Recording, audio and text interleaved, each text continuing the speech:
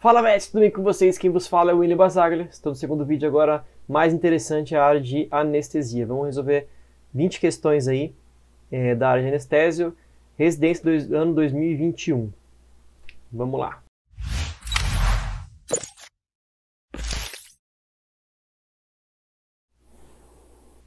Então, 11ª questão aí, sobre os fármacos opioides, assinar a alternativa correta.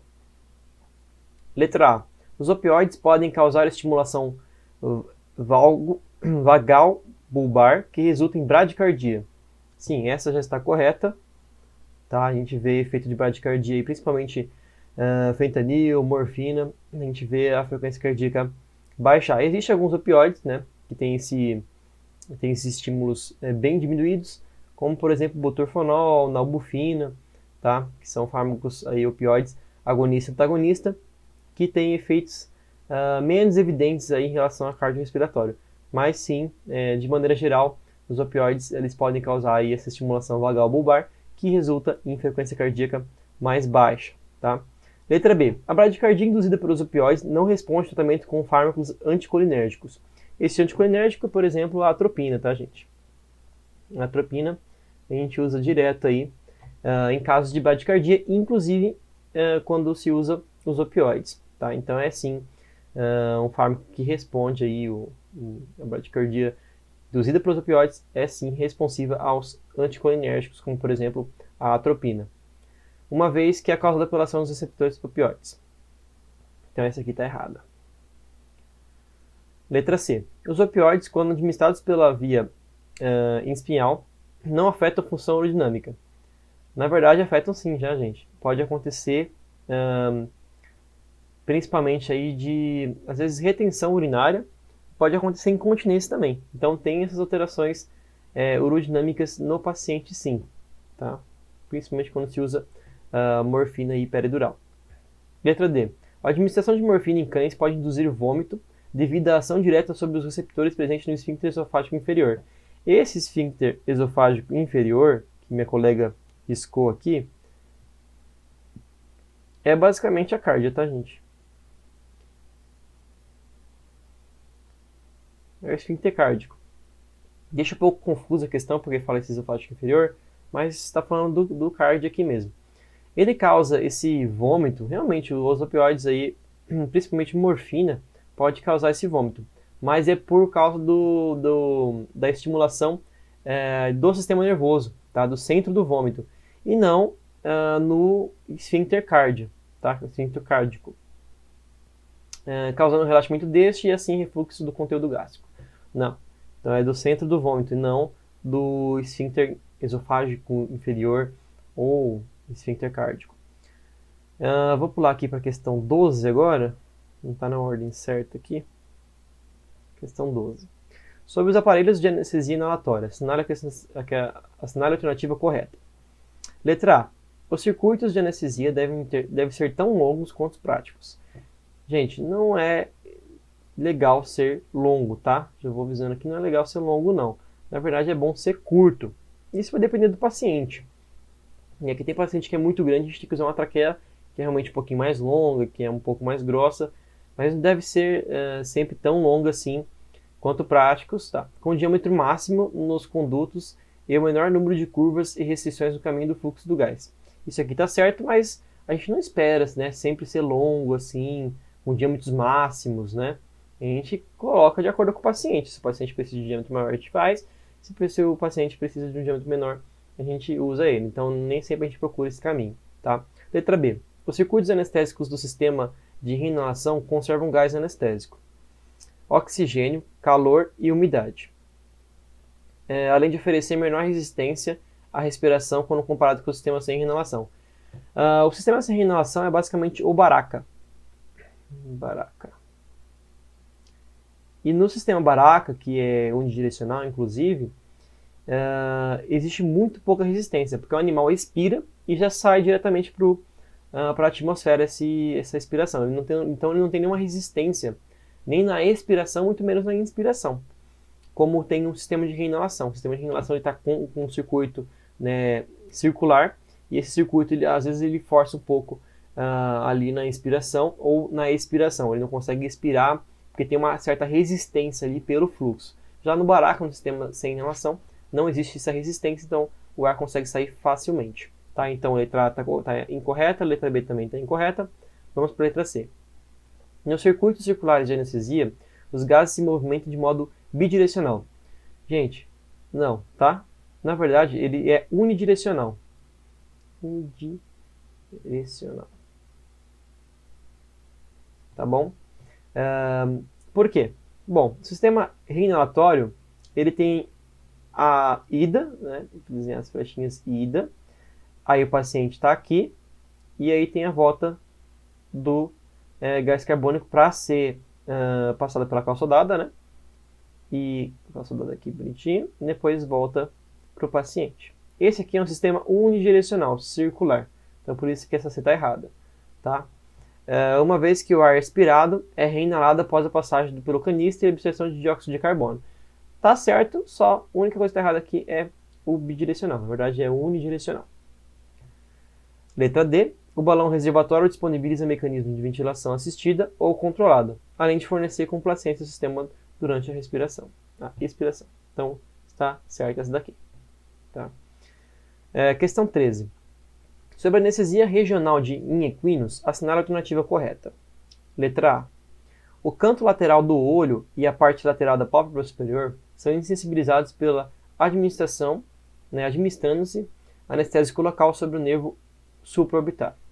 O nervo supraorbitário ele fica mais ou menos nessa região aqui, né, do animal. Então ele vai bloquear, sim, ele vai conseguir bloquear principalmente aqui medial, né, e a pálpebra superior. Mas nos cantos dos olhos ele não bloqueia, tá? Então basicamente canto lateral ele não bloqueia, tá? Então é por isso que está errado isso daqui. Mas pálpebra ele consegue bloquear bem. Letra B.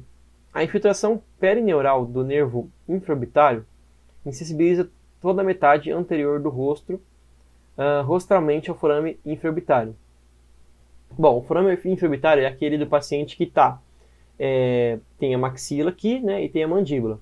O infraorbitário fica mais ou menos nessa região. Você faz o bloqueio palpando ali o forame, aí você injeta o bloqueio de infiltrativo aqui e bloqueia toda essa região realmente rostral do paciente. Ele consegue mexer incisivo, alguns dentes pré-molares, canino, consegue manusear o animal ali, fazer cirurgia naquela região. Realmente, região rostral ali do paciente. Então essa aqui tá, letra B está correta. Letra C. Para anestesia do lábio inferior, então, lábio inferior, aqui, é realizado o bloqueio do infratrocular. Gente, o infratrocular ele fica nessa região, tá? Não vai bloquear o lábio inferior. Então tá errado. Para anestesiar o lábio superior e nariz, deve ser realizado o bloqueio do nervo zigomático. Também não tem nada a ver, gente. O nervo zigomático também fica nessa região. Não vai bloquear lábio superior e nariz. Quem vai bloquear isso daqui, melhor vai ser o infraorbitário. Então isso aqui está errado. Questão 14. Sobre os anestésicos dissociativos, assinale a alternativa correta. Letra A. A anestesia dissociativa causa depressão generalizada de todos os centros cerebrais. Não é todos, tá, gente? Ele tem estimulação do sistema talâmico cerebral.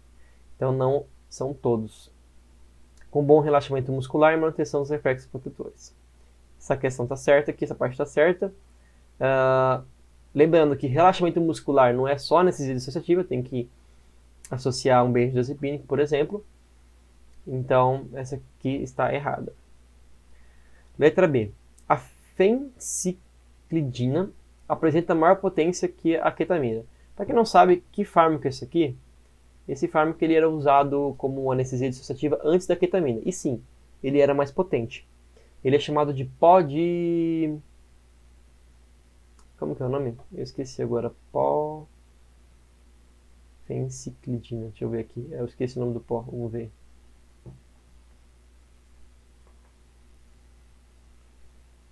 Fenciclidina. Pó de anjo. E ele era usado antigamente na anestesia, principalmente dissociativa.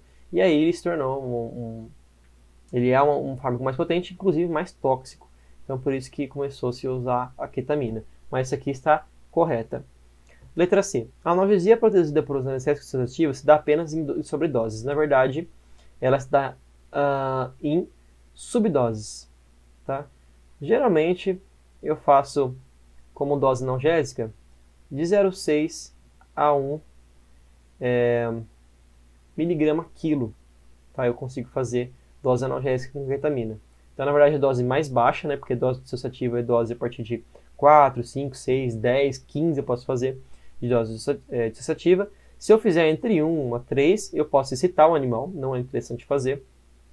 Então, é uma dose analgésica é subdose e dose dissociativa é uma dose maior, tá? Tendo também a sua analgesia. Sendo essa analgesia maior para a dor somática do que para a dor visceral. Sim, essa parte está certa, realmente ela é mais eficaz para a dor somática. Né? Mas essa questão está errada por conta desse sobredose. D. No sistema cardiovascular, os anestésicos sedativos causam efeito colinérgico. Na verdade, não. Tá? Não é efeito colinérgico. Os efeitos colinérgicos estão associados aos efeitos parasimpáticos. Simpáticos. Que está associado a diminuição de frequência cardíaca, diminuição de pressão, aumento de peristaltismo, enfim, efeitos que envolvem o parasimpático. E no caso de anestesia dissociativa, é ao contrário. Ele aumenta a pressão, ele estimula o sistema talâmico, ele aumenta a frequência cardíaca. Então é ao contrário, está mais associado ao sistema simpático. Com redução da frequência cardíaca, na verdade, é aumento. Tá? Redução não é aumento da frequência cardíaca e da pressão arterial. Então está errado isso aqui. Questão número 15. Sobre os fármacos utilizados na anestesia veterinária, é correto afirmar: A. Em cães, a cipromazina produz bom relaxamento. Né? Produz um bom relaxamento muscular. Sim. Analgesia discreta? Não, gente. A cipromazina não causa analgesia. Nem discreta, nem nenhuma. Não causa. Só causa sedação mesmo. Sendo assim, indicada para anestesia de procedimentos poucos cruentos, como suturas superficiais, por exemplo. Não, essa aqui está errada. A cipromazina só serve para sedação. Letra B. Os agonistas alfa-2 são amplamente utilizados na medicina veterinária e apresentam o flumazenil como antagonista. Na verdade, o flumazenil ele é sim um antagonista, só que dos benzodiazepínicos. Então, benzodiazepínicos. Tá? Ele só reverte esses benzodiazepínicos. Ele não consegue reverter os alfa-agonistas, os agonistas alfa-2, tá? O reversor do agonista alfa-2 é a ioimbina, no caso de xilazina, tá? Metomidina também. E a tipamezol, em caso de dexmedetomidina. Tá? Então essa aqui está errada. Alternativa C. Em cães, o diazepam causa importantes efeitos sobre a função cardiovascular. Não, gente, a gente sabe que o diazepam e o midazolam, que são benzodiazepínicos, eles alteram muito pouco a questão cardiovascular. Tá? Tanto respiratória como cardiovascular. Com redução da frequência cardíaca e pressão arterial. Não, está errado. Alternativa D. A melitomidina ativa receptores alfa-2 nas células beta do pâncreas, inibindo de forma transitória a liberação de insulina. Esse aqui é um efeito da melitomidina que eu, por exemplo, não sabia. Tá? Mas as outras alternativas estão muito assim, nítidas que estão erradas. Tá? Quem estuda benzodiazepínico, quem estuda alfa-2, né, as propriedades dos fármacos, quem estuda fenotiazina, que é o caso da cipromazina, sabe que essas questões estão todas erradas. Então, a única que sobra é a letra D. Mesmo que você não soubesse dessa alteração da melitomidina, que é o meu caso, por exemplo, dá para eliminar pelas outras. Né? Então, a melitomidina é um fármaco que eu não uso, porque não, na minha residência lá no hospital a gente não tem melitomidina, a gente já tem xilazina, detomidina, dexmedetomidina, então a gente não tem a melitomidina, e aí a gente acaba não usando e eu não sabia desse efeito da melitomidina, tá? Mas, por eliminação, essa aqui daria para a gente resolver tranquilamente, tá bom? Questão 16. Sobre a monitorização do paciente durante a anestesia, é correto afirmar. Letra A. Ao se mensurar a pressão arterial pelo esfigmomanometria, deve-se utilizar um manguito de dimensão correta. Uma vez que a utilização do manguito é apertado... Bom, apertado, galera, o que ele quis dizer com esse negócio apertado? Quando a gente pega um manguito muito pequeno para um paciente que tem um pulso grande, ele acaba ficando apertado. Tá? Então a gente está usando um manguito pequeno no paciente grande, e isso pode aumentar a pressão. Tá? Pressão superestimada. Isso pode acabar aumentando a pressão.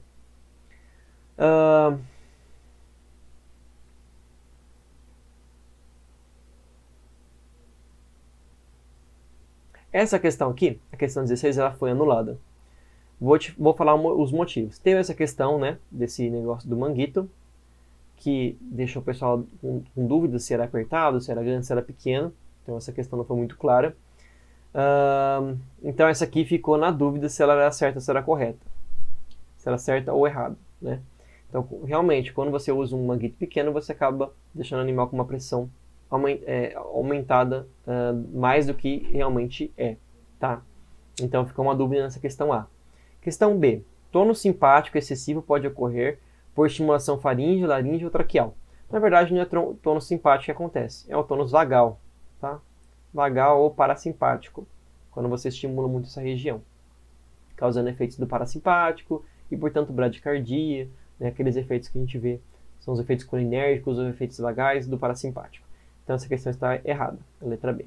Letra C. A hipercalemia, né? Quando a gente aumenta muito, tenta desenho do potássio aqui, ó, no K, vou fazer mais aqui. Quando a gente aumenta muito potássio no sangue, é uma possível causa de bradicardia intraoperatória. Sim, podendo ser tratada com administração de cálcio. Gente, repare uma coisa. Ser tratada. O que está sendo tratado? A hipercalemia. Certo? Com administração de cálcio ou insulina e glicose. A insulina e glicose ela é usada para tratar a hipercalemia, principalmente porque quando a gente faz glicose, a glicose, quando ela entra na célula, ela faz com que o potássio que está na corrente sanguínea entre para dentro da célula. Se ele faz isso, ele diminui o potássio na corrente sanguínea, que é o que a gente quer. Então a glicose é bem-vinda. Se a gente associa a insulina, melhor ainda, porque a insulina vai facilitar a glicose na entrada da célula, carregando ainda mais potássio na célula e tirando da corrente sanguínea. Tá? Por isso que é um tratamento adequado para a hipercalemia. O cálcio, ele não necessariamente trata a hipercalemia, ele é mais um protetor cardíaco. Ele mantém ali a frequência cardíaca, mantém ali os parâmetros cardíacos. Então ele não é o tratamento da hipercalemia em si, né? Não é o cálcio ou a insulina glicose, né? Seria o cálcio e a insulina glicose. Então, outro motivo para ser anulada essa questão, que fica aí também um adendo para a letra C. Vamos ver a letra D. Em casos de hipovolemia progressiva, com a qualidade do pulso sentido das artérias maiores e mais centrais, como a femoral, reduz e desaparece antes do que a do pulso periférico. Então, a gente está lá sentindo a artéria metatársica, né? No caso ali, que a gente sente na patinha do cachorrinho, a gente está sentindo ali a pressão arterial, e aí de repente a gente sabe que quando o animal está hipotenso, a gente começa a sentir as extremidades geladas, a gente começa a ter dificuldade para encontrar o fluxo arterial através do Doppler, então tem aquela vasoconstrição periférica primeiro para tentar compensar a hipotensão do paciente. Então a gente percebe a redução do fluxo sanguíneo periférico, priorizando primeiro a de central. Então, na verdade, é o contrário. O que desaparece antes, o que reduz e desaparece antes, é o pulso periférico e não o central. Tá? Então, está invertido aí. Essa aqui está errada. Então, agora vamos para 17. 17 está aqui em cima. Então, questão 17. Os anestésicos inalatórios possuem características que os aproximam de um anestésico ideal. Qual dessas características não é desejada nos anestésicos inalatórios? Bom, a gente deseja sim que tenha estabilidade química, a gente deseja que tenha a possibilidade de monitorização, né, de concentração plasmática, né, através de pano de Guedes, por exemplo, a gente consegue avaliar isso. Indução de recuperação rápida, obviamente, né, só vendo essas três aqui a gente já sabe que é a letra B que é a correta, tá? Letra B aí, na verdade, é incorreta, né, o que não é desejado no anestésico inalatório, que é sensibilizar o miocárdio às ações da catecolamina. A gente não quer ficar sensibilizando o paciente, né, às ações de noradrenalina, adrenalina, né, pelos efeitos de dor, enfim. A gente não quer que o animal seja sensibilizado a isso. Então, o anestésico inalatório, esses 3 aqui a gente consegue ir descartando, fica bem fácil essa questão. Questão 18. Em relação às complicações durante a anestesia, assinar a alternativa correta. Letra A. A hipercapnia pode ser causada por hiperventilação. Na verdade, é o contrário, tá, pessoal? Acontece na hipoventilação. O animal tem uma hipoventilação, ele faz pouca troca gasosa, assim aumentando o CO2 na corrente sanguínea e causando a hipercapnia. Ou aumento da produção endógena de CO2, ok? Provocado por febre, sepse ou hipertermia maligna. Beleza, mas só essa questão da hiperventilação mesmo. Então tá errada a letra A. Letra B. A válvula de alívio do aparelho de anestesia inalatória deve permanecer fechada de modo a evitar o desenvolvimento de apneia nos pacientes anestesiados. Na verdade, quando a gente fecha essa válvula, que a gente chama de válvula Popov, o animal aumenta muito a PIP. Ele não consegue expirar, você está aumentando a resistência de expiração dele. Então, na verdade, você vai causar uma apneia. Você vai causar uma apneia se você fechar isso aqui. Então, não, a gente tem que deixar isso aqui aberto, tá? Então, tá errada a letra B. Letra C. A ioimbina é um importante fármaco utilizado para reverter, ok, ele é um reversor de alfa-2 adrenérgico, certo? Os efeitos provocados pela administração de opioide, não. O reversor de opioide é a naloxona. Letra D. A hipotermia durante a anestesia ocorre devido à inibição da termorregulação pelos anestésicos, a diminuição do metabolismo e a exposição ao ambiente frio das salas cirúrgicas. A gente sabe que precisa ficar entre 21 e 24 graus o centro cirúrgico. Nessas cirurgias mais demoradas, que você acessa a cavidade, o animal tem mais exposição ao ambiente, ele perde temperatura. Realmente a hipotermia também pode ser pelos anestésicos, então essa aqui está correta. Letra D. 19. A anestesia local é comumente utilizada na veterinária, a fim de promover bloqueio sensitivo e uma região específica do corpo. Sobre anestésicos locais, é correto afirmar. Letra A. A importância do anestésico local está diretamente relacionada com suas características de lipossolubilidade. Vocês estão vendo que essa aqui já é a certa. Por que lipossolubilidade? Realmente, quando o anestésico local a gente diz que procura lipossolubilidade, significa que a gente quer um anestésico local que tem mais facilidade de infiltração celular, bloqueando assim, né, os canais de cálcio e fazendo um efeito ali de bloqueio. Então, quanto mais lipossolúvel, mais potente é o anestésico local, tá? Por ter essa capacidade maior de infiltração celular. Letra B. A associação de vasoconstritores com anestésicos locais permite menor absorção sistêmica dos anestésicos, beleza, e maior duração do seu efeito, beleza, sendo indicado em bloqueio de extremidades. Não. Se eu fizer em extremidade, eu posso fazer muita vasoconstrição daquela região e causar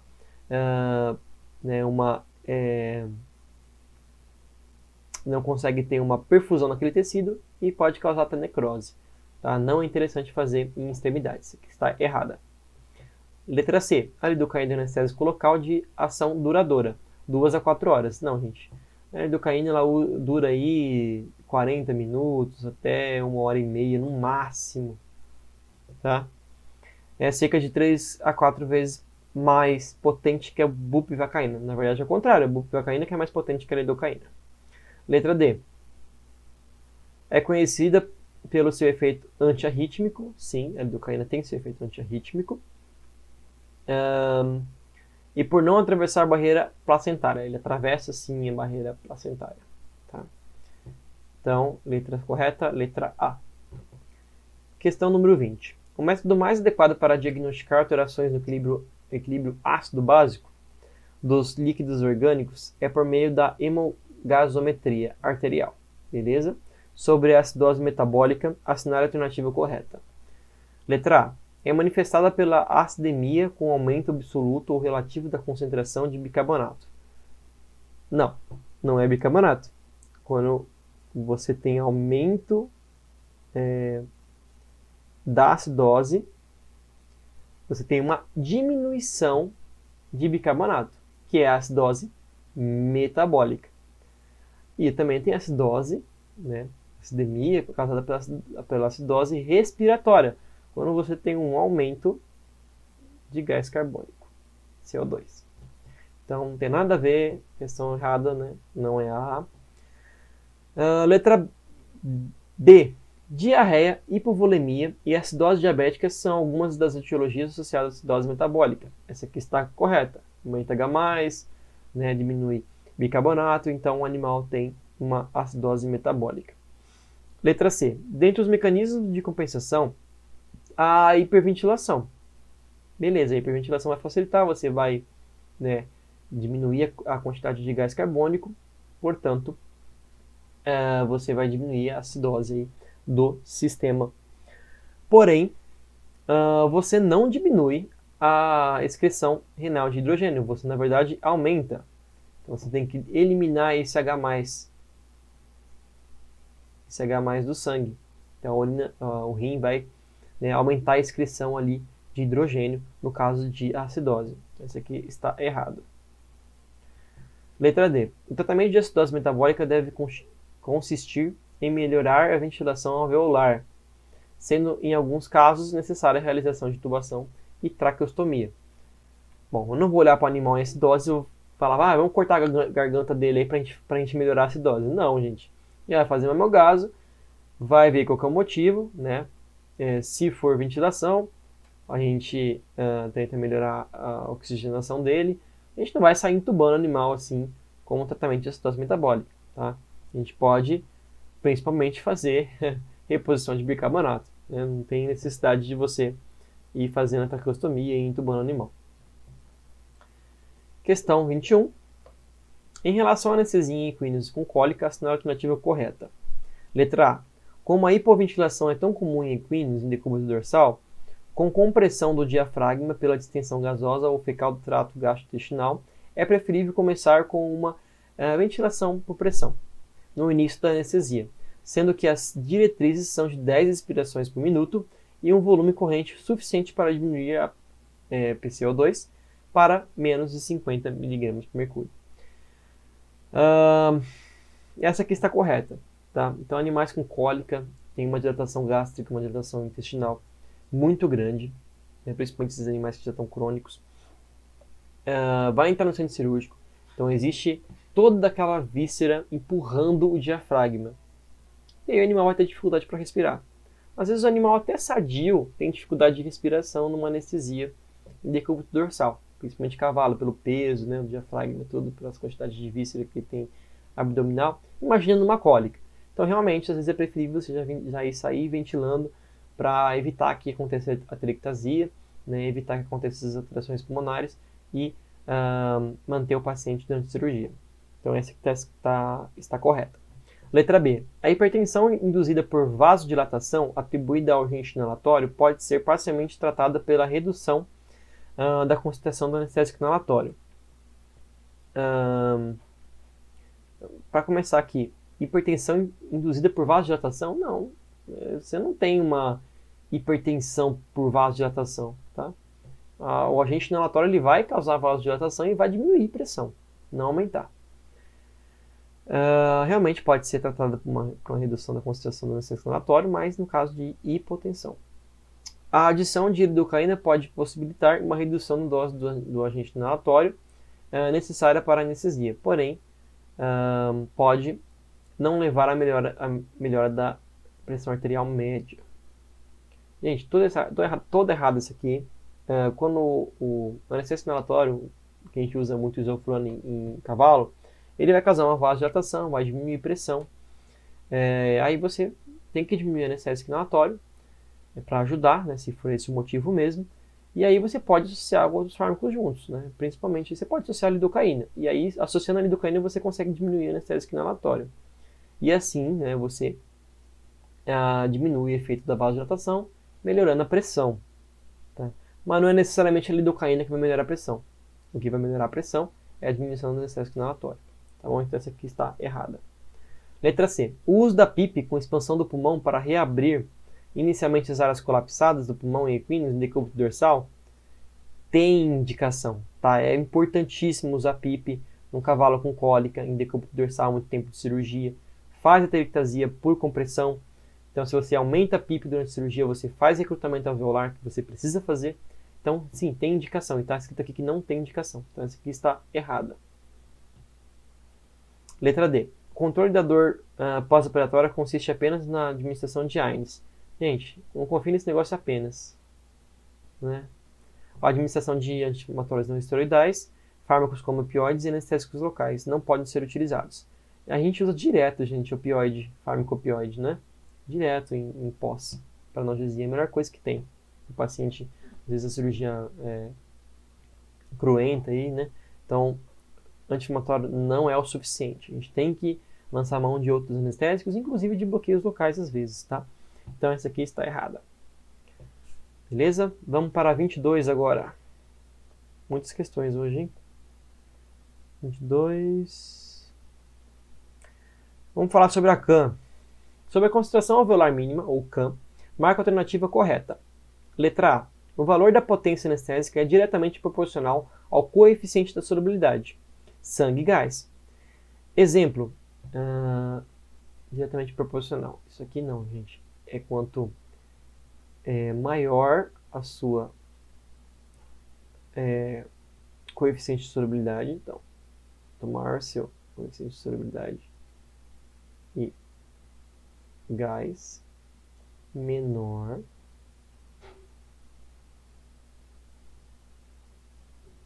será a potência. E vice-versa, certo? Então, quanto maior a potência, menor o coeficiente de sangue e gás. Então, indiretamente, não é diretamente proporcional, não. Então, está errado aí já, né? Exemplo, quanto menor, né, o coeficiente de solubilidade de sangue e gás, maior, menor, está escrito menor aqui, será a potência. Então, está errado, né? Letra B. O A da CAM alveolar apresenta a concentração alveolar mínima que é igual à concentração inspirada ou fornecida por meio de vaporizador. Então, no vaporizador ali a gente consegue ver quanto que eu estou dando para o animal, quanto ele está expirando. Na verdade, o interessante seria expirado e não inspirado. Então, está errado. Letra C. A CAM é definida como a concentração alveolar mínima de um anestésico em uma atmosfera que produz imobilidade em 50% dos indivíduos expostos a um estímulo nocivo supramáximo. Cara, essa é a definição de livro do que é CAM. Então, CAM é a concentração alveolar mínima. O estudo feito lá pegou, vamos supor, 100 animais, 50 deles, com essa porcentagem, pararam de responder a um estímulo nocivo supramáximo. Um estímulo nocivo definido ali para o animal responder. Então, por exemplo, sei lá, um reflexo de dor profunda. Aperto, animal está respondendo a 2,3 de CAM, né, de volume, de porcentagem de anestésico inalatório.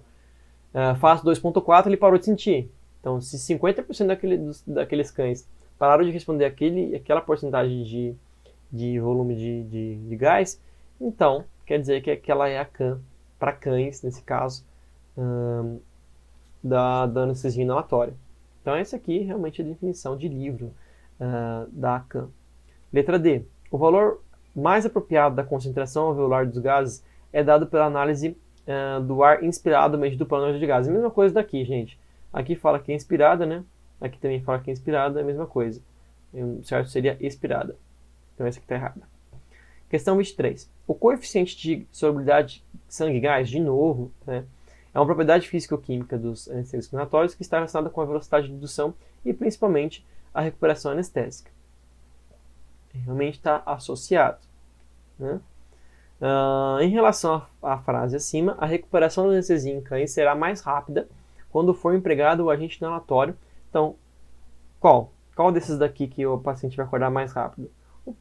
O anestésico que tiver esse coeficiente de solubilidade sangue e gás. Opa. Sim. Isso. Que tiver menor, né? Então, o enfurano tem uma taxa melhor que o da isofurano, então ele é mais potente, mas o sevofurano é mais potente ainda. O óxido nitroso, ele é menor ainda, mas ele não é potente em relação aos outros. Por quê? Para começar, ele nem consegue ser utilizado como anestésico único. Ele é mais um adjuvante um anestésico inalatório para você conseguir utilizar como anestesia. Então ele não se encaixa aqui, tá? Se fosse só pensando nesse coeficiente de solubilidade de sangue e gás, ele seria, né, a alternativa correta, mas como ele não é anestésico, ele sim é só um adjuvante, então a letra correta é a letra A. O óxido nitroso não é, isofurano não é, e enfurano não é. Se não tivesse o sevofurano, a resposta certa seria enfurano. E aí depois o ISO, né? Se fosse comparado com alotano, por exemplo, o ISO é melhor. 24. Sobre os anestésicos injetáveis, é correto afirmar que, letra A, o Propofol produz despertar mais demorado quando comparado a outros fármacos injetáveis, como o tipental. Quem já anestesiou com o tipental sabe que a recuperação é bem mais demorada. Então não, o Propofol ele é rápido a recuperação, é rápido a indução, né?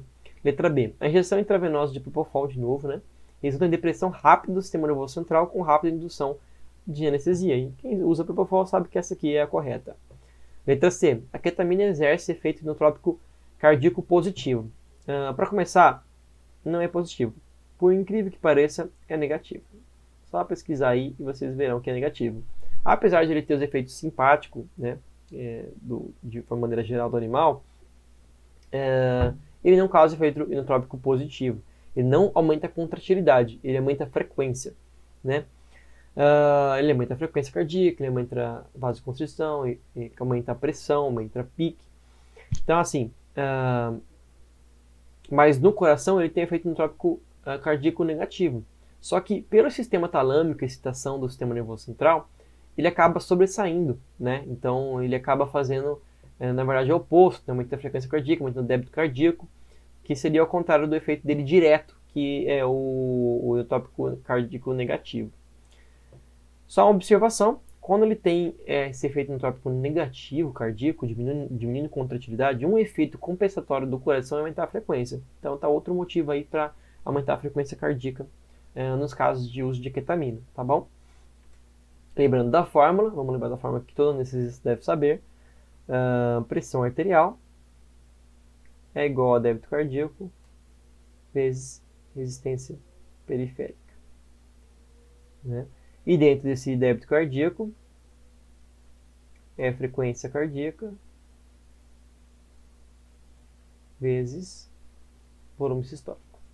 Então, volume está associado, né, ao sangue, né, a quantidade de sangue. Frequência cardíaca está associada à frequência cardíaca, né? Força de contratilidade também está associada ao débito cardíaco. E a resistência, a gente sabe que é a vasodilatação, né? O vaso, a gente pensa no vaso, vasodilatação, que se você vasodilata, você diminui a pressão, e se você faz vasoconstrição, você aumenta a pressão, tá? De maneira geral. E tem que ter uma compensação. Então, se eu faço vasoconstrição, eu tenho uma dificuldade para o coração bombear, né? Aumenta a pós-carga. Então, o coração tende a diminuir a frequência e a força de contratilidade. Porque eu estou com uma força aqui, eu estou com uma mangueira apertada aqui, ele diminui a frequência. Então, normalmente, como sistema compensatório, quando você faz uma vasoconstrição, né? Você tem uma pós-carga maior e a pressão ela aumenta, né? E aí, para estabilizar a pressão, o coração diminui a frequência e diminui a contratilidade. Então, tudo acontece ao mesmo tempo, né? Como mecanismo de compensação. Por isso que é importante o anestesista saber essa fórmula aqui, para descobrir a origem da hipertensão ou hipotensão e saber tratar de maneira adequada, né? Só como observação aí. Porém, esse efeito é habitualmente superado pela estimulação simpática central. Sim. A administração intravenosa da ketamina diminui a pressão arterial. Não, aumenta, né, galera? Sistêmica e pulmonar. A frequência cardíaca aumenta também. O débito cardíaco também aumenta. A necessidade de oxigênio no miocárdio também aumenta. E o trabalho cardíaco. Isso aqui tá tudo certo, só algumas palavras aqui que mudou o contexto. Tá errado essa questão, então. Letra D. A indução e manutenção da anestesia com o tiopental produz rápido despertar. Nope, não é rápido, é lento. Do paciente sendo indicada para procedimentos de longo período. Não, não é indicado não. 25. Em relação aos fármacos sedativos e tranquilizantes, é correto afirmar que os agonistas dos receptores alfa-2 adrenérgicos não são efetivos para equinos e bovinos. São sim, gente. A gente usa xilazina direto e é muito efetivo. 0,05, 0,1, 0,2 mg quilo, dependendo da espécie aí bovina. É excelente, seda muito bem, causa uma analgesia muito boa. A gente faz direto. Equino a gente usa muito detomidina na dose de 5, 10, né? Dose teta aí 40 micro quilo. 40 microquilo, a gente pode fazer taxa de manutenção hora também, mas a gente pode fazer bolos, isso como MPA. Eu cheguei a fazer já 60 microquilo em equinos muito violentos, associado com a morfina ainda, e esses cavalos nem sedaram, né, pelo estado que eles são muito excitados, mas cheguei a fazer nesses animais, então é muito eficiente. Lógico que tem, né, seus exemplos ao contrário, que foi o caso desses cavalos doidos aí que eu necessitei, tá? Então é assim, muito eficiente, sendo utilizado exclusivamente para procedimentos em pequenos animais, cão e gato. Também é utilizado em pequenos, mas é utilizado em grandes também. Letra B. Sedação, ansiólise, relaxamento muscular e efeitos anticonvulsivantes não são características dos benzodiazepínicos. Na verdade, sim, ele tem esses efeitos. Tá errado esse não aqui. Letra C. A cipromazida tem propriedades, não tem propriedades analgésicas, em si, e com frequência é administrada em associação com opioide para produzir neuroleptoanalgesia, que é um estado caracterizado por sedação e analgesia. Sim, analgesia causado pelo opioide, e a sedação causada pelo opioide também pode causar uma sedação, assim como pode excitar também. E a sedação principalmente aí pela acepromazina. Essa associação é muito interessante. Vou dar uma associação muito conhecida. A gente tem uma associação, por exemplo, de acepram e petidina. Ou morfina. Ou até mesmo a nossa queridinha metadona. Essa associação é muito boa, né? Um opioide juntamente com um fenotiazínico. Os principais efeitos adversos da cepromazina constituem a diminuição da resistência vascular sistêmica e da pressão arterial. Exatamente. Ele faz vasodilatação, diminuindo a pressão dos pacientes que usam a cepromazina. Em alguns pacientes, não são todos. Bom, por isso que a gente evita de fazer pacientes que têm alteração hemodinâmica aí, né? Animais vasodilatados, animais com alguma doença cardíaca. Letra D. A xilazina possui maior seletividade dos receptores adrenérgicos alfa-2, alfa-1, quando comparada com a dexmedetomidina. Na verdade, a dexmedetomidina é a que tem maior seletividade de todas, é a mais top. Então essa aqui está errada. E a xilazina é a piorzinha, né? A xilazina é a que tem menos seletividade, causando os efeitos que a gente não gosta, aí, que é a bradicardia e vasoconstrição e depois vasodilatação, né? Questão 26. Os anestésicos gerais inalatórios podem apresentar rápida indução anestésica. Beleza? Marca alternativa que se relaciona com essa característica. Tá. Letra A. Coeficiente de solubilidade de sangue e gás. A gente está discutindo isso o tempo todo, realmente é o que é. Coeficiente de partição. Não. Xizinho. Está discutindo o tempo todo aqui coeficiente de solubilidade de sangue e gás. Tem a ver com a potência, né, com o curso assim, do anestésico inalatório funcionar. Peso molecular também não, e pressão do vapor também não. Tá? Vamos para 27. 27. Agora chegou a hora dos cálculos.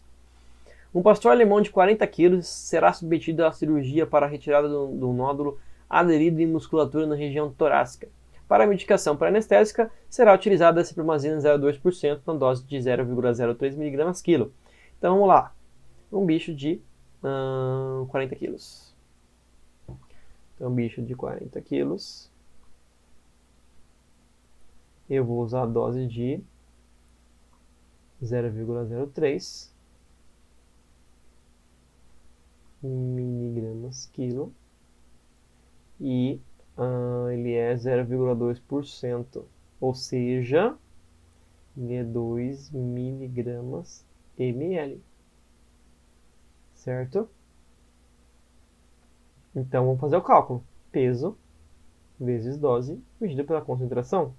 Eu vou descobrir o volume, que é o que ele quer, certo? Isso de acepromazina.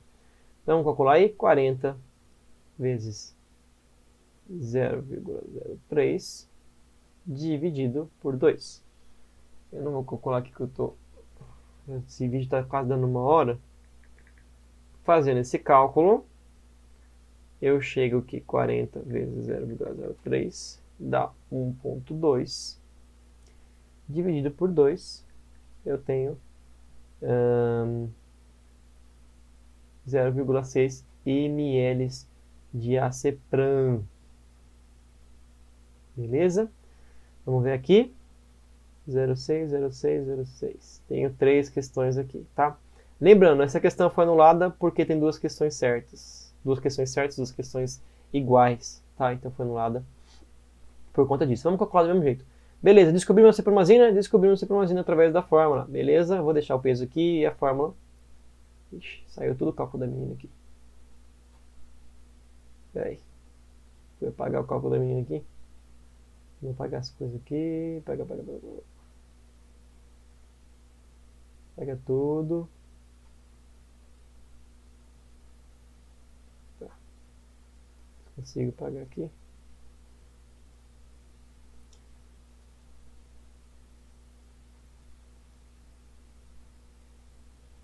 Deixa eu apagar o cálculo da menina para não confundir a gente.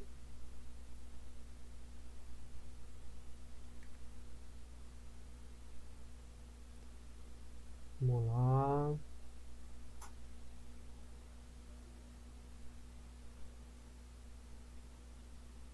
Vamos lá. Então, 40 quilos. Vamos ver a dose do outro fármaco. Agora a gente meperidina, 5%. Eu faço esqueminha assim, gente. Quantos miligramas ml é um fármaco de 5%, 0,2%? Como que eu faço? Eu só adiciono um zero, tá? Então, ó, adicionei um zero aqui, ó. Ou no caso, corto esse vírgula, né? Fica 2 miligramas ml, certo? Adiciono uma casa, na verdade. Adiciono um zero aqui, ó, uma casa, 50 miligramas ml, tá? Fica fácil, opa, ml. Fica fácil aí de entender assim. Tá? Para quem quer saber um macetinho aí. Então, meperidina 5%, qual dose que ele está falando aqui? Dose de 3 dose de 3 miligramas quilo. Então, dose, né? Vezes peso, dividido pela concentração. Eu tenho que a concentração é 50 miligramas ml. E tenho que o peso é 40. E tenho que a dose é 3. Faço o cálculo. 3 vezes 40, 120, dividido por 50. Tenho que 2,4 ml de meperidina. Vamos conferir aqui em cima. Todos eles estão. Ó, 0,6 de Acepram, 2,4 ml de meperidina. Certo? Beleza. Vou voltar aqui para não pagar os cálculos da minha amiga. Essa forma é básica, gente. É a forma de dose de tudo, né? Inclusive dos anestésicos. Vamos lá. Dipropofol, 1%. Quanto que é 1%? Lembra do negócio? Adiciona a casa. 1% significa 10. Né? Adicionei o zero aqui, ó. Adicionei uma casa. 10 miligramas ml. Certo? Então vou dividir por 10. Vou botar aqui.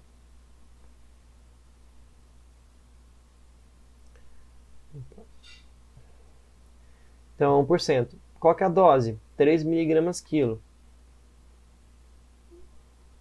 Né? Vamos ver quanto vai dar para o Propofol?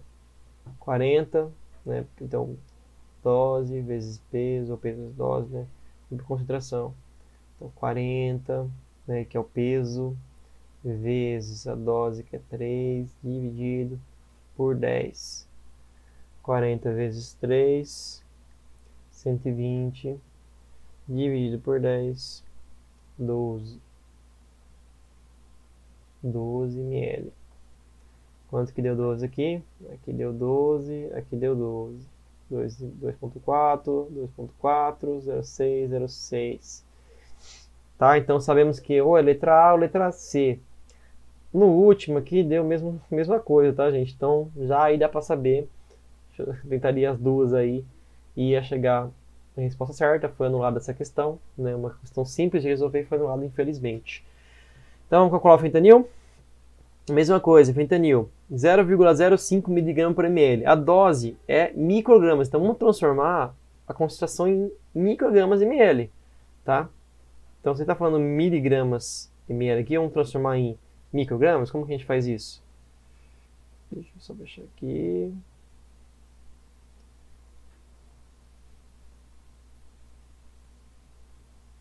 Ó, peso, né, vezes dose, dividido por concentração. Minha concentração é 0,05 miligramas ml de fentanil. Multiplico isso aqui por 1000 para saber quanto que é em microgramas. Se eu sei que... Eu faço de cabeça, né? Porque, por exemplo, se eu sei que... vou colocar aqui embaixo 5, né? Eu vou botar 5, mas é 5 só, né? Só para comparar com o de cima aqui, ó, miligramas ml. Na verdade são 5.000 microgramas ml, né? Porque 1.000 microgramas é 1 miligrama. Então eu sei que se o 5 tivesse aqui, ia ser 500, né?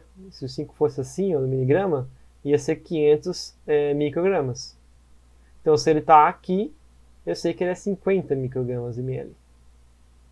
Entendeu? Só uns macetinhos aí do dia a dia. Deixa eu ver aqui. Macetinho do dia a dia aí, tá? Então, para transformar, multiplica por 1000, descobre aí que é, na verdade, 50 microgramas ml. Porque a dose, a gente viu aqui que a dose tá em minuto, tá, gente? Tem que saber o volume total aqui, ó. Quanto tempo ele quer? Ah, o fentanil para 1 hora. Ele quer 1 hora, então transforma em minuto em hora. Como que eu transformo em minuto em hora? Multiplico o 0,2, né? Que é a dose. 0,2. Ele quer 0,2 micro quilo minuto. Eu transformo isso em hora. Como que eu transformo em hora? Multiplico por 60. 0,2 por 60 acho que é 12, uma coisa assim, deixa eu ver. 60, 12. Então, 12 micro quilo hora, certo? Beleza, tem em hora. Então, multiplica aí, porque ele quer saber em 1 hora, né? Multiplica aí o peso vezes 12, certo? O peso é 40. 40 vezes 12, 480. 480 dividido por 50, né, na fórmula aqui para saber o volume, eu tenho o volume total de 9,6 ml em 1 hora para se usar fentanil. Então, 9,6 e 9,6. Alternativa certa, letra C e A, questão anulada. Questão 28. Essa aqui é a mais difícil, mas é tranquilo também, galera. Vamos lá. Deixa eu voltar aqui tudo para eu limpar aqui, porque eu vou precisar de espaço para fazer.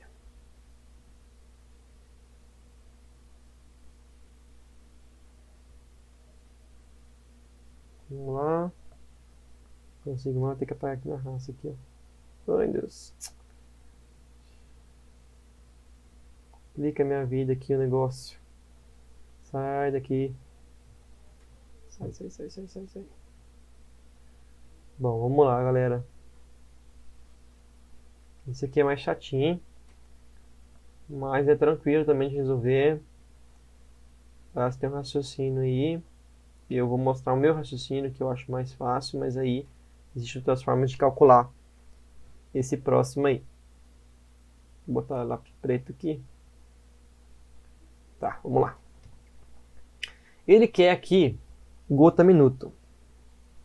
Gota minuto, a gente calcula, se for macro, a gente multiplica por 20. Se for micro, a gente multiplica por 60.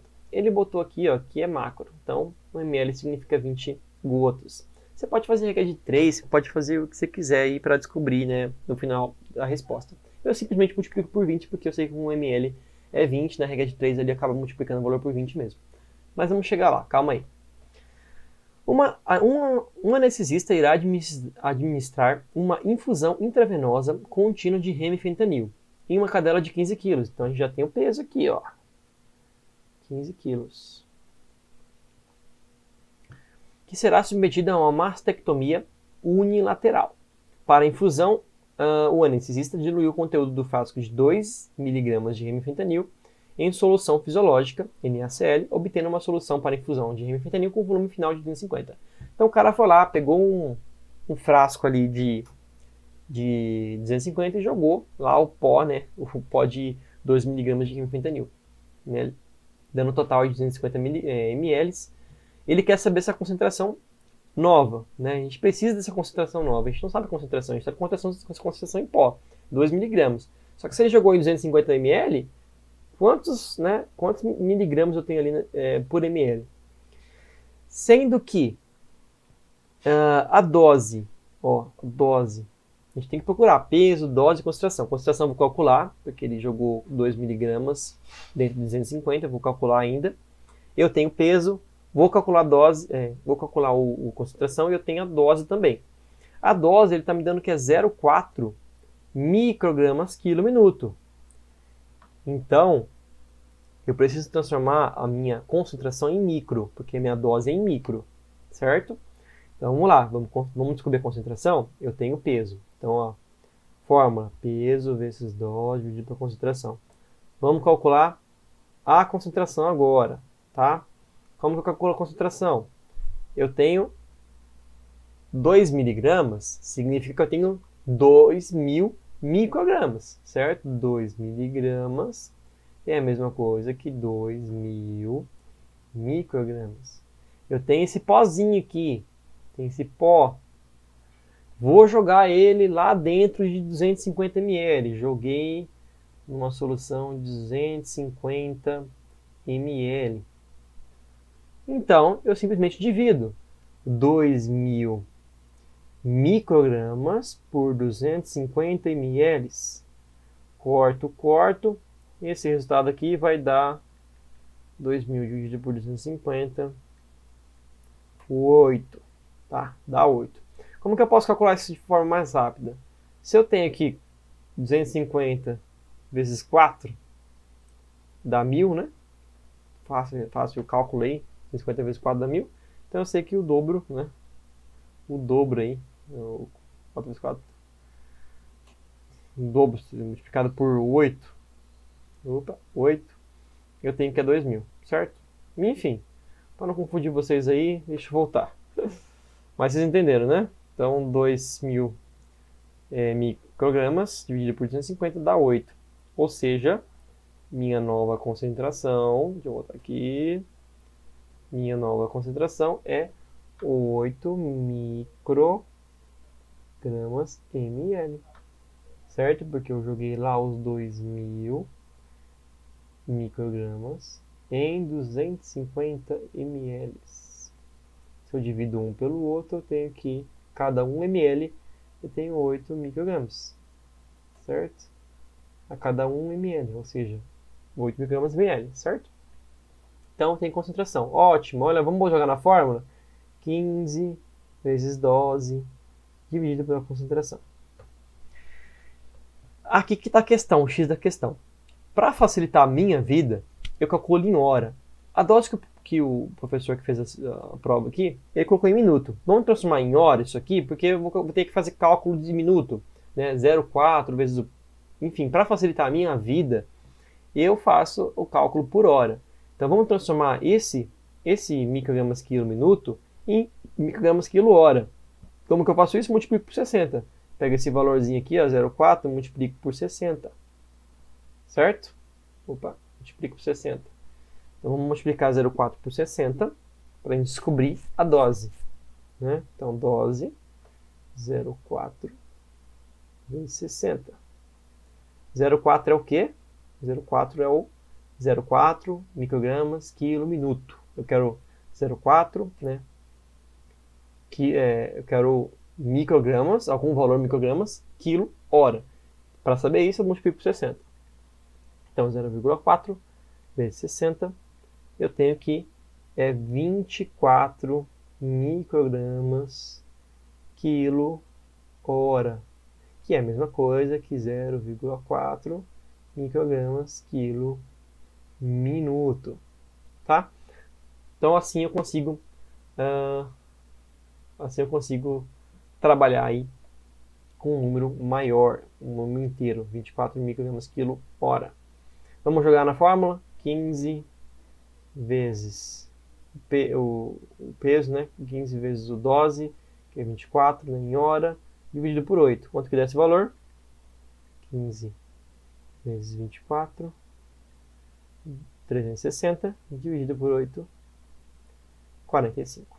Eu tenho o resultado que é 45 ml que eu preciso em uma hora. Ótimo! Eu tenho que fazer essa taxa de remifentanil por hora num paciente, certo?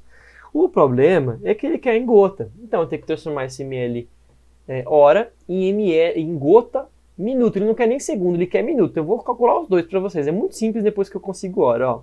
Eu pego esses 45 em hora, multiplico por gota. Então quantas gotas eu faço em uma hora? Será que eu vou usar micro? Então eu multiplico por 60. Mas eu não vou usar micro, certo? Vou usar macro, então eu multiplico por 20. 45 vezes 20, 900. Então são 900 gotas por hora. Certo? Como é que eu transformo isso em minuto? Eu divido por 60. Como é que eu transformo em segundos? Eu divido por 3.600. Ou simplesmente divido 900 por 60 e depois divido por 60 de novo. Que é a mesma coisa que dividir por 3.600. Né? Porque ao final das contas você vai querer saber quantas gotas você faz por segundo, porque você vai ficar contando ali, né? Pela agilidade você vai precisar contar por segundo e não por minuto. Mas enfim, multiplica isso aqui por 60 e você chega gotas, né, por minuto. Então 900 dividido por 60, 15 gotas por minuto. Muito simplesinha essa questão, galera. Muito gostosa de fazer. Vocês entenderam? Se você entendeu, comenta aí. Eu espero que você tenha entendido. É um pouco complexo, mas assim, é simples, galera. É uma coisa simples. Transforma em hora, depois transforma em gota e joga para minuto. Basicamente eu fiz isso. Tá? É a melhor forma de fazer esse cálculo aqui. Minha colega resolveu também, só que ela resolveu de uma forma mais complexa. Ela deixou tudo em minuto e, na minha visão, ela sofreu um pouco mais porque ela teve que calcular ali números mais quebrados, porque são números menores, né, quando você trabalha em minuto.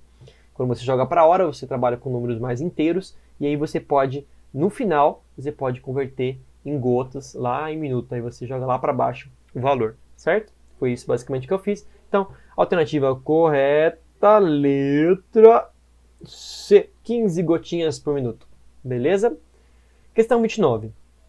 Das alternativas abaixo, assinale a que contém, respectivamente, as classes farmacológicas dos seguintes fármacos. Atropina.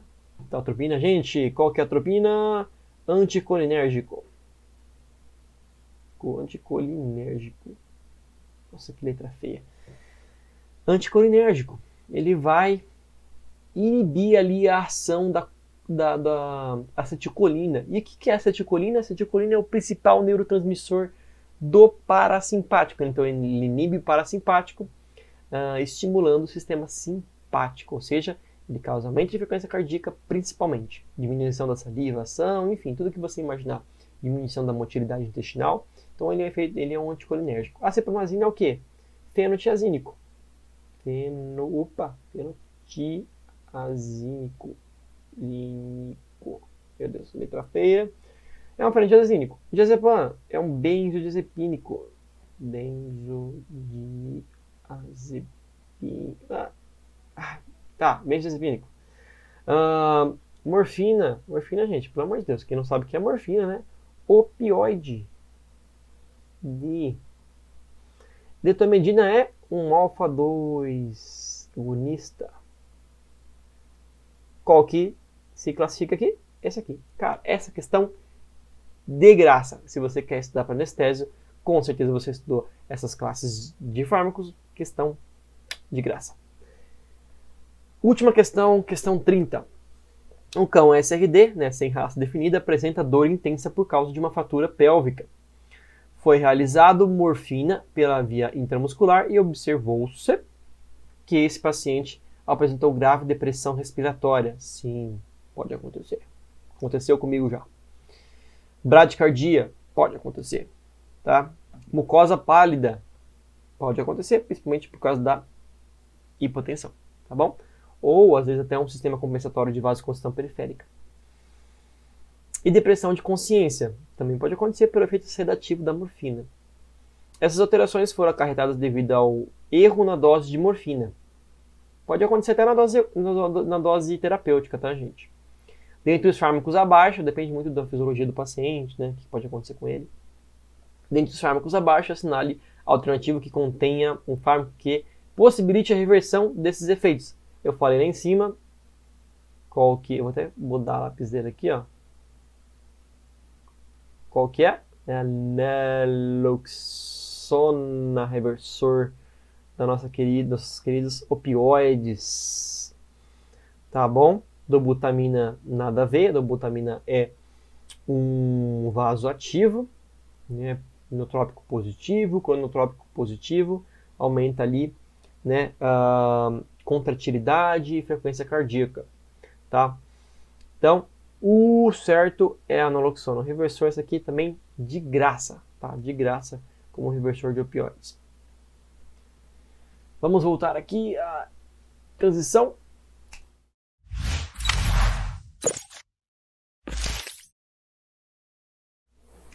E é isso, muito obrigado por ter assistido. Quem gostou do vídeo, dá um like aí. Se vocês tiverem alguma dúvida, por favor, coloque nos comentários.